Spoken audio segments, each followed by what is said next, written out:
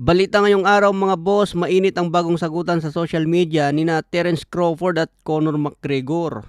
Dahil pinagtanggol ni McGregor ang kapwa niya MMA fighter na si Ilia Topuria. Nagsimula ang lahat lang ito matapos hamunin ni Topuria si Crawford noon na maglaban daw sila sa boxing at durugin niya si Crawford.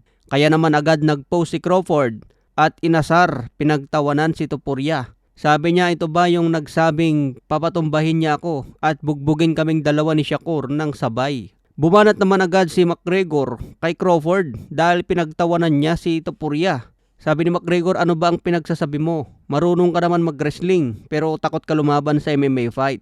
Natalo ang bata sa isang MMA fight na wala kang lakas ng loob na pasukin ito.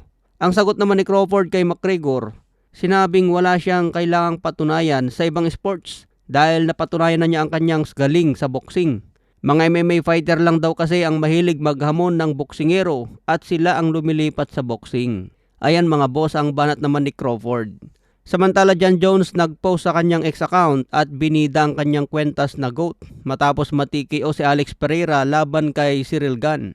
Sinabi kasi ni Dana White na kung manalo si Alex Pereira kay Ciryl Gane, 100% siya na ang tunay na GOAT. I don't think he'd be my GOAT. I think he'd be everybody's GOAT. Ayan mga boss, dahil nabigo si Pereira sa laban, ibinida naman agad ni Jon Jones na siya pa rin ang tunay na GOAT sa UFC.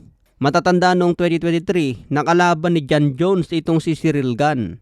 Natapos lang sa round 1 ang laban nila at panalo si Jon Jones via submission. Kaya kinantsawan niya si Pereira mga boss na sinasabing GOAT. Pero natalo lang kay Ciryl Gane na tinapos ni Jon Jones sa round 1. May record si Jon Jones ngayon na 27 wins, may isang talo, edad 38 na. Ang huling laban ni Jon Jones sa Octagon ay naganap noong 2024. Official nang inanunsyo ni Dana White at mismong si Jon Jones ang kanyang pagre-retiro noong 2025. Matapos ang mga ilang tangkang pagbabalik ni Jon Jones, muli niyang pinagtibay ang kanyang permanenteng pagre-retiro ngayong 2026. Pero binabalak ni Jon Jones mga boss na lumaban sa boxing. Sa iba pang balita, sinabi ni former lightweight champion Khabib, parang truck ang suntok ni Justin Gaethje. Sabi nga niya, wala pang ibang nakakatama sa akin ng mas malakas kaysa kay Justin Gaethje.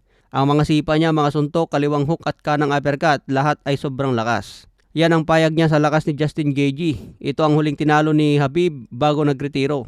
Tinalo niya si Justin Gaethje via technical submission sa round 2. Ngayon mga boss, pinatunayan ni Justin Gaethje ang lakas niya laban sa number 2 pound for pound na si Ilia Topuria na lamog ang muka. Sa iba pang balita, ayon sa poll ng Ring Magazine sa kanilang WhatsApp channel, 63% ng fans ang naniniwalang mananalo si Naoya Inoue laban kay Jesse Bam Rodriguez. Ito ay bahagi ng kanilang hype para sa potensyal na super fight sa Super Bantamweight 122 pounds. Si Inoue ay kasalukuyang undisputed champion sa Super Bantam at number 1 pound for pound. Samantala si Bam Rodriguez ay 3 division champion na number 4 sa pound for pound. Okay mga boss, follow for more updates.